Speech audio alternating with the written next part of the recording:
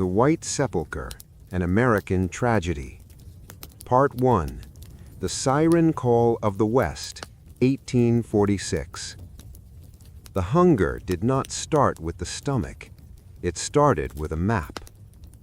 In the spring of 1846, the mud of Springfield, Illinois was thick enough to swallow a horse to its knees, but the spirits of the George and Jacob Donner families were buoyant. They were not desperate people. George Donner was 62, a wealthy man with a silver-haired dignity and a chest full of gold coins sewn into his quilts. He had a devoted wife, Tamsin, a schoolteacher with a thirst for botanical knowledge, and children who dreamed of a land where the sun never set on a cold day. Beside them stood James Reed, a polished businessman and a veteran of the Black Hawk War, riding a high-bred horse and commanding a custom-built palace wagon with a built-in stove and spring-loaded seats. They were the elite of the pioneer movement. They had the best oxen, the finest linens, and the most robust provisions. What they did not have was the humility to respect the distance. At that time, the American West was a phantom. California was still technically a province of Mexico, and the trail to reach it was a 2,000-mile gauntlet of dust, cholera, and broken axles. But a man named Lansford Hastings had recently published a book, The Emigrant's Guide to Oregon and California.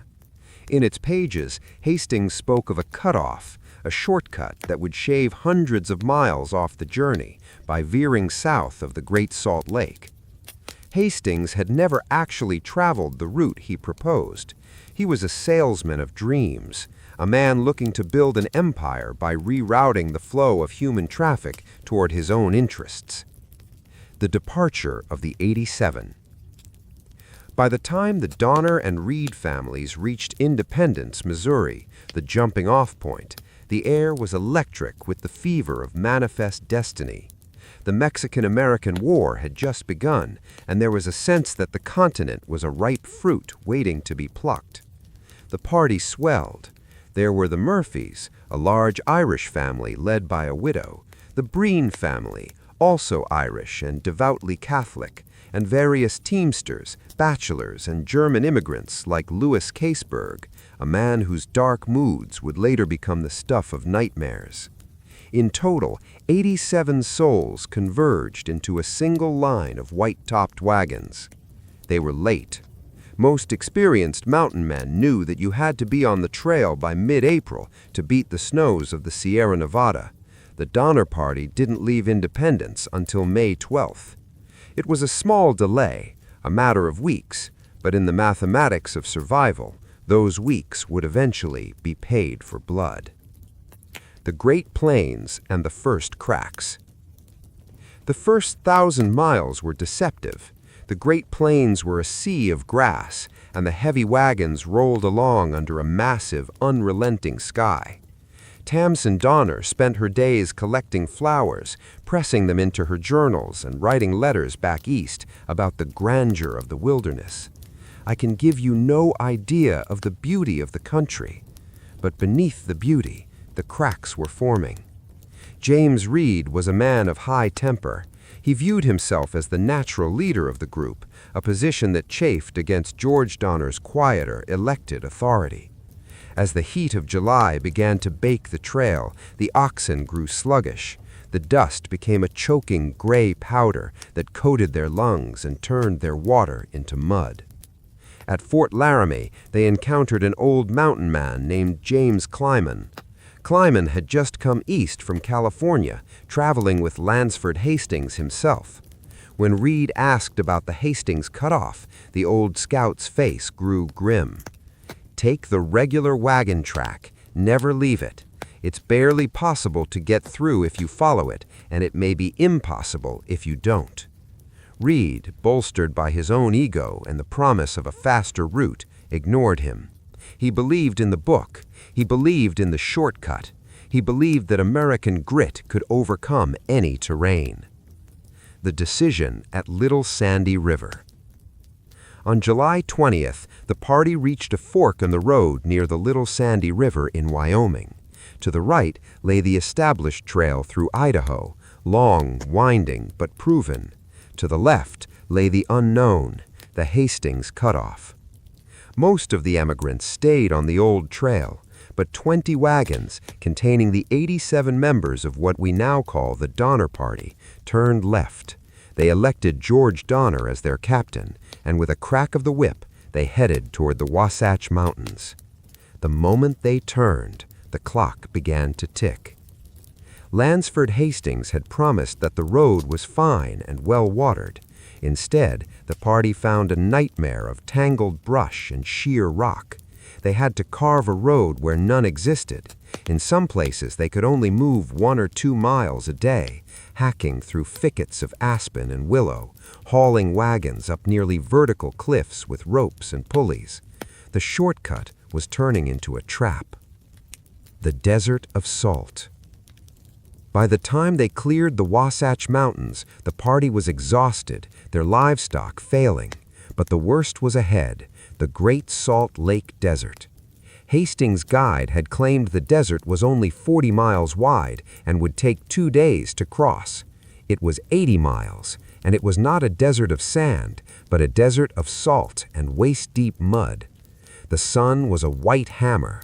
Under the heat, the salt crust would break, and the heavy wagons would sink into a gray, caustic slime. The oxen, crazed for thirst, began to bolt into the shimmering mirage of the horizon, never to be seen again. James Reed was forced to abandon his palace wagon, the symbol of his status, now a tomb left behind in the salt. Men, women, and children walked on foot, their tongues swollen, their eyes blinded by the glare. It took them 6 days, not 2, to cross. When they finally reached the other side, they were a broken people. They had lost scores of cattle. They were short on food, and most importantly, they looked at the calendar. It was now September. In a normal year, they should have been over the Sierra Nevada and into the lush Sacramento Valley by now. Instead, they were standing at the foot of the desert, looking at the distant, jagged peaks of the mountains. The murder and the banishment. Tempers reached a breaking point on the banks of the Humboldt River. A teamster named Snyder, frustrated with a tangled team of oxen, began to beat Reed's animals with his whip. When Reed intervened, Snyder turned the whip on Reed, striking him across the face. In a flash of steel, Reed drew his hunting knife and plunged it into Snyder's chest. The teamster died on the dusty trail. The party was horrified. This was no longer a group of neighbors, it was a mob. Some called for Reed to be hanged from a wagon tongue. A compromise was made: banishment. He was forced to leave his wife and children behind and ride out into the wilderness, nothing but his horse and the clothes on his back. His daughter, Virginia, secretly rode out at night to bring him his rifle. "Go, Papa, find help, find California." The first flake.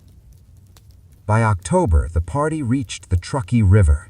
They were starving. 2 Miwok Indians, Luis and Salvador, arrived from Sutter's Fort in California with a few mules laden with sacks of flour, a gift from John Sutter, who had heard of their plight. It wasn't enough, but it gave them hope. They began the final ascent up the Sierra Nevada. The pass was a notch in the granite towers, a gateway to the promised land. On October 31st, the lead wagons reached the foot of the pass. They could see the summit. It was only a few miles away, but the sky had turned a flat, ominous gray. The wind began to howl through the pines, a sound like a grieving woman. Then a single white flake drifted down, then another. By evening, the snow was falling so thick they could not see the oxen in front of them. They tried to push through, but the snow was soft and deep, 5 feet of powder that swallowed the wheels. Exhausted, freezing, and demoralized, they retreated a few miles to a place called Truckee Lake. "We will wait for the storm to pass," George Donner said. The storm did not pass. It was the beginning of one of the most severe winters in recorded history. The gate had slammed shut. The 87 souls were now trapped in a white sepulcher of ice, and the mathematics of the journey had finally reached its terrifying conclusion. The food was gone, the cold was absolute, and the hunger was only just beginning. The Forlorn Hope and the Descent into the Unthinkable, 1846 to 1847. The transition from a pioneer camp to a frozen graveyard happened with terrifying speed.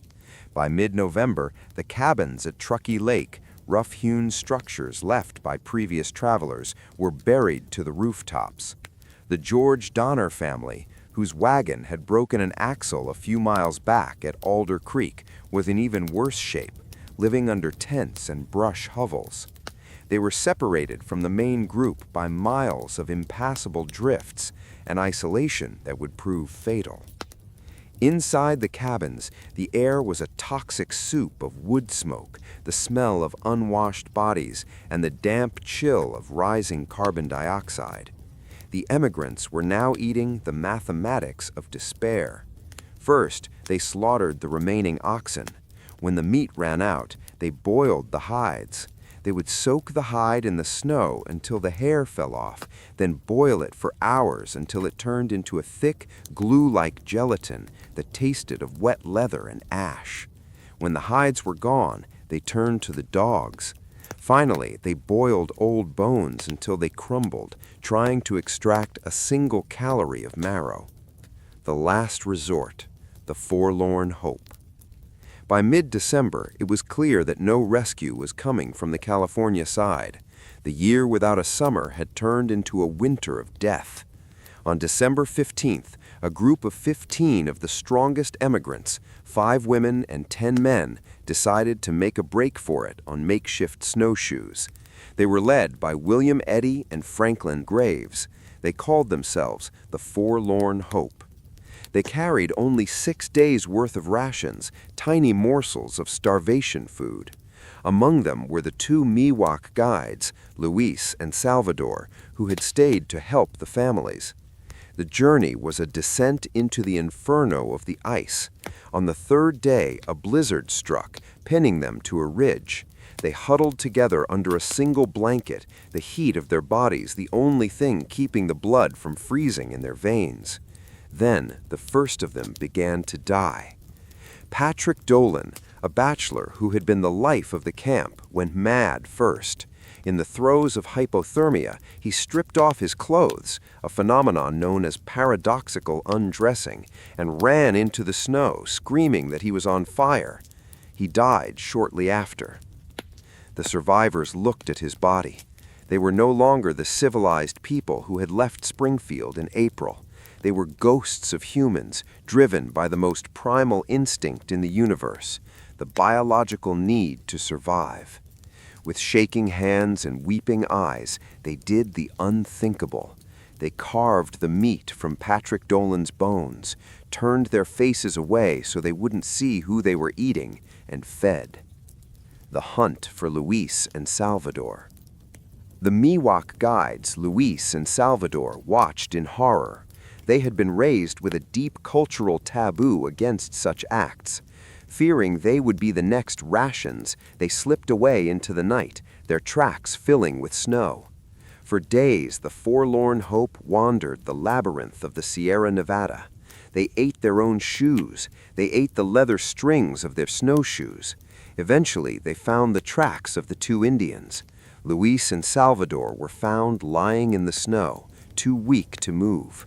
In one of the darkest moments in American history, William Foster, driven by a cold, predatory madness, shot both men. They were the only members of the Donner Party to be deliberately murdered for food.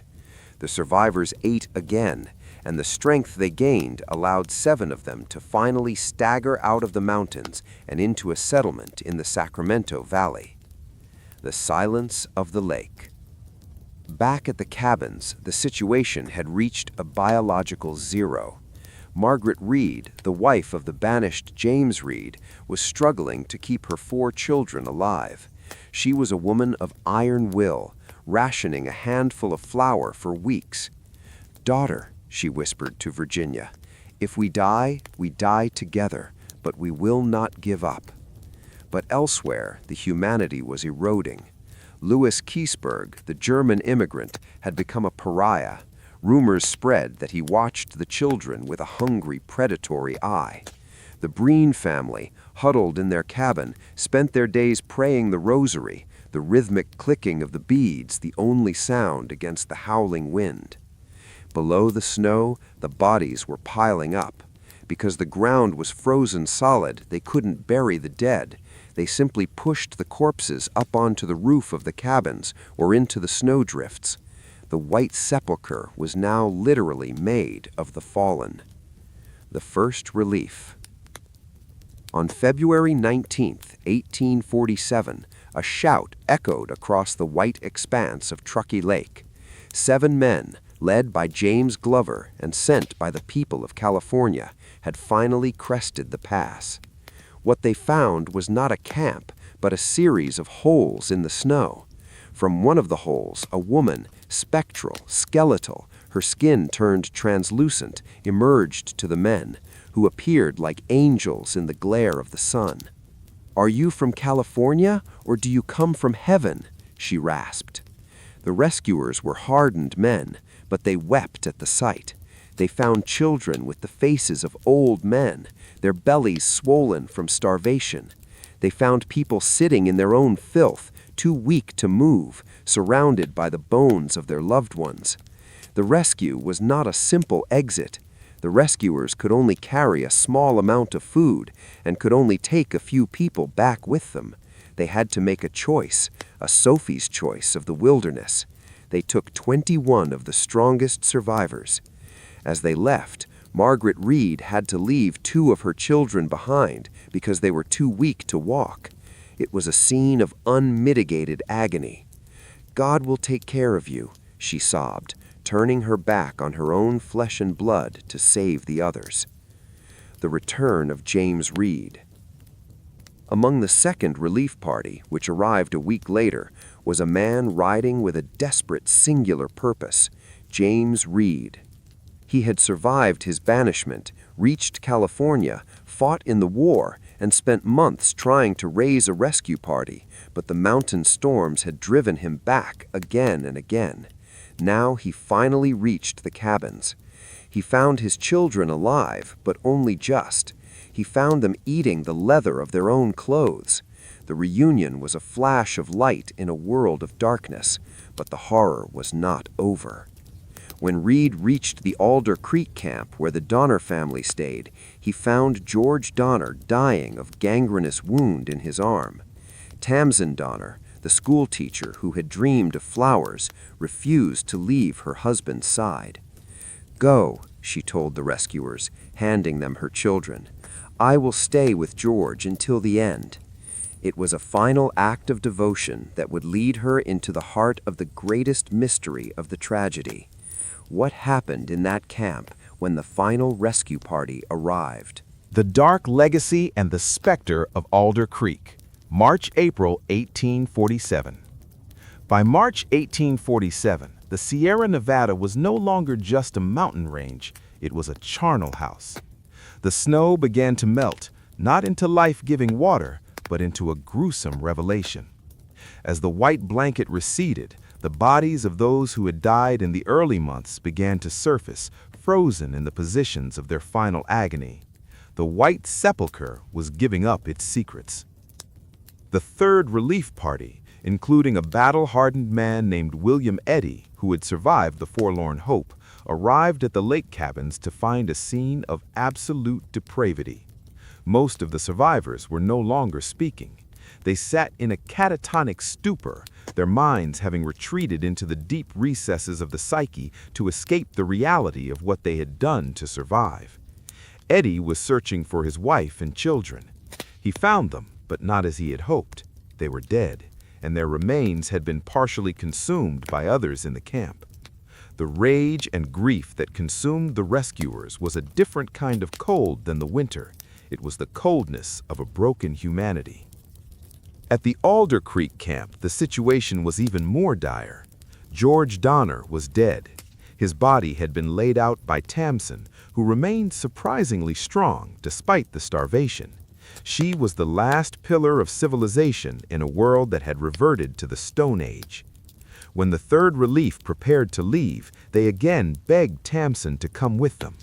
"My children are safe with the earlier parties," she said, her voice a whisper of its former self. "My place is here. I cannot leave George's body to the wolves." She chose to stay, even though she knew no one else was left at Alder Creek except the dying and the mad. The mystery of Tamsin Donner. What happened in the final weeks at Alder Creek remains the darkest black box of the Donner tragedy. When the Fourth Relief, the final salvage party, reached the camps in April, they expected to find only corpses. Instead, they found a single man alive, Louis Keseberg. Keseberg was found in the Breen cabin, surrounded by a nightmare of human remains. He was strong, strangely healthy compared to the skeletal wrecks of previous rescues. He was cooking a pot of human liver and lungs when the rescuers entered. "Where is Tamsin Donner?" they demanded. Keseberg's story shifted. He claimed she had come to his cabin half frozen and delirious and died in the night, but the rescuers found her silk cape and her journals in his possession. Most suspiciously, they found the Donner family's hidden cache of gold coins, the wealth George Donner had sewn into his quilts, hidden under Keseberg's floorboards. The rescuers were convinced Keseberg had murdered Tamsin Donner for her money and her meat. They put a rope around his neck and threw it over a sturdy pine branch, threatening to hang him then and there unless he confessed. Keseberg never blinked. "I did what I had to do to live," he rasped. "The gold was for my own survival." Because there were no witnesses, they could not hang him. They forced him to walk out of the mountains at gunpoint, a pariah of the human race. The mathematical horror. The final tally of the Donner Party is a grim ledger of survival. Of the 87 members who turned on to the Hastings cutoff, 42 died, 47 survived. The statistics tell a story of biological resilience. Women survived at much higher rate than men. Of the 15 members of the Forlorn Hope, all 5 women survived, while 8 of the 10 men perished. Scientists today attribute this to higher body fat percentages and a slower metabolic rate, but the survivors attributed it to something else: the desperate, fierce necessity of a mother to stay alive for her children. The arrival in California. When the survivors finally reached Sutter's Fort, they were not greeted as heroes. They were greeted with a mixture of pity and profound revulsion. The news of the cannibalism had traveled faster than the survivors themselves. The children, many of whom had been told that the meat they were eating was bear or venison, began to realize the truth as they saw the looks on the faces of the settlers. Little Georgia Donner, only 4 years old, would later recall the first meal she had in California, bread and butter, and how she cried because she had forgotten what real food tasted like. The legend of the cannibal Keseberg. Louis Keseberg became the most hated man in America. He opened a restaurant in Sacramento years later, a choice of profession that the public found sickeningly ironic. People would cross the street to avoid his shadow. He lived a long, miserable life, eventually dying in poverty, still maintaining that he had murdered no one. In his final years, he was visited by Eliza Donner, George and Tamsin's youngest daughter. She wanted to know the truth about her mother's final moments. Keseberg wept at her feet, swearing on his soul that Tamsin had died of natural causes and that he had only eaten her body because he was a starving animal. Eliza, in an act of incredible grace, chose to forgive him. The Year Without a Summer and the Celestial Anomaly, 1846 to 1847. While the survivors of the Donner Party were descending into a personal hell, a larger, more mysterious force was at work across the globe. History books often focus on the shortcut taken by the wagons, but the true architect of the tragedy may have been the very sky above them. The winter of 1846 to 1847 was not merely a bad season, it was a meteorological anomaly that defied the records of the time. The volcanic shadow. For years, scientists and historians have looked back at the mid-19th century as a period of extreme climate instability. In 1846, the world was still feeling the lingering effects of the Little Ice Age, but a specific volcanic event in the late 1830s and early 40s had released a massive amount of particulate matter into the upper atmosphere. By the time the Donner Party reached the foot of the Sierra Nevada, the Earth's jet stream had shifted into a meridional flow, a jagged, snake-like pattern that dragged Arctic air deep into the American West and held it there like a vice. This atmospheric blocking created a conveyor belt of moisture from the Pacific, hitting the cold air and turning into what we now call an atmospheric river. In a normal year, the snow in the Sierras might fall in manageable intervals. In 1846, it fell in great storms, 10-foot drops in a single 48-hour period. The emigrants weren't just unlucky, they had walked into a once-in-a-century climate trap. The strange light, the zodiacal phantasm. Surviving journals from the camp mentioned an eerie phenomenon that occurred during the few clear nights between the blizzards. Patrick Breen, who kept a meticulous diary throughout the ordeal, noted that the sky often glowed with a strange, ghastly light that cast no shadows. Modern astronomers believe the party may have witnessed a particularly intense period of zodiacal light, sunlight reflected off cosmic dust in the solar system, or an unusually southern display of the aurora borealis.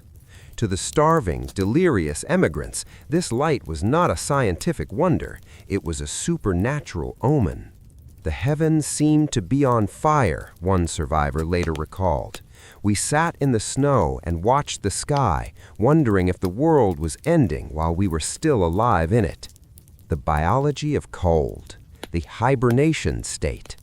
As the temperature dropped to minus 30 degrees Celsius, minus 22 degrees Fahrenheit, the human body began to undergo radical changes. Without fat or carbohydrates to burn for heat, the survivors entered a state of metabolic depression.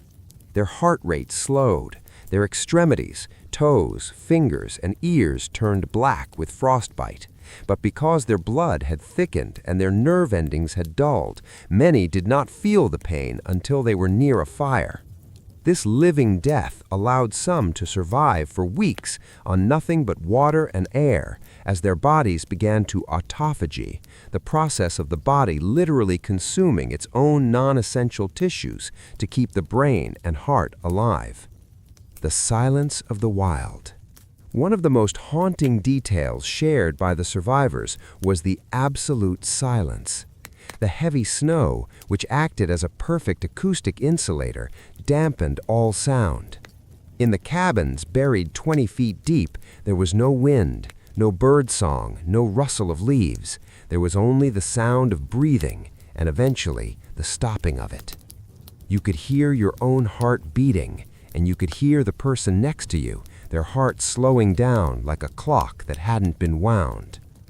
The siren of the pass. Lansford Hastings, the man who wrote the guide that led them there, claimed the weather in California was perpetual spring. This lie acted like a siren song, drawing them further into the trap. While the Donner Party was dying in the snow, Hastings was in San Francisco, enjoying the mild coastal weather and promoting his next business venture. He never faced a day in court. He never paid a dime in restitution. He simply moved on to the next dream, leaving the mathematics of the atmosphere to settle the accounts of those he had misled. Legacy, archaeology, and the final lesson, 1847 to present. The snow finally vanished from the high passes by the summer of 1847, but the stain on the American consciousness remained indelible. General Stephen W. Kearny, traveling east with a military escort, reached the lake that June. What his men found was so horrific, they were ordered to stop and perform a final, gruesome cleanup. They gathered the scattered remains, limbs gnawed by wolves and survivors alike, placed them in one of the abandoned cabins, and set the entire structure ablaze. The White Sepulcher became a funeral pyre. The Monument of Measurement. Today, the site is known as Donner Memorial State Park. In the center of the park stands a massive stone monument dedicated to the pioneers. It is a haunting structure, but its most chilling feature is its height. The pedestal upon which the bronze family stands is exactly 22 feet tall. This was not an arbitrary design choice. The height of the pedestal represents the exact depth of the snow at Truckee Lake during that cursed winter of 1846. When you stand at the base and look up, you realize that the emigrants were living in a subterranean world, buried under a weight of ice equivalent to a 2-story building. The Forensic Truth. Archaeology of the Starving. For over a century, the details of what happened at Alder Creek, the emigrants' camp, were shrouded in myth and Kesberg's conflicting testimony. However, in 2004, a team of archaeologists and forensic anthropologists conducted a high-tech excavation of the site. They found the hearth, the center of the brush hovel where Tamsin and George spent their final days. They recovered thousands of tiny calcined bone fragments. Under the microscope, these bones told a story that was more nuanced than the tabloid legends. The bone processing. The survivors had boiled the bones of cattle and deer so many times that the mineral structure had almost entirely collapsed. They were trying to eat the impossible.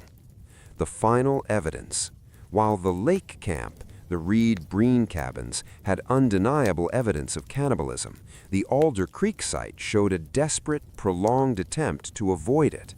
They had eaten their shoes, their pets, and even processed the hides of their wagons before the very end.